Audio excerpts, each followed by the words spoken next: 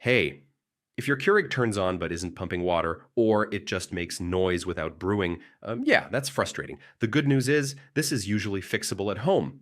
In this guide, I'll show you exactly how to fix a Keurig that's not pumping water step by step. First, check the water reservoir, make sure it's filled and properly seated. If the tank isn't aligned correctly, the machine won't detect water, and it won't pump anything.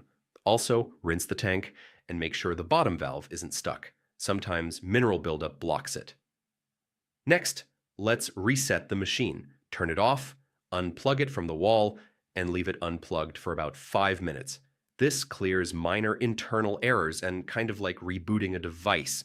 One very common reason your Keurig won't pump water is trapped air in the line. This can happen if the reservoir runs empty. Fill the reservoir completely, then lift and lower it a few times to help release air. You can also gently shake it and tap the sides. Nothing aggressive, just enough to move the water around. Reconnect everything and try running a brew cycle with just water. If the pump sounds like it's working but no water comes out, the needle may be clogged. Open the handle and inspect the top needle, where the pod gets punctured. Use a paperclip to gently clear out coffee grounds. Be careful, it's sharp. Even a small clog can block water flow completely.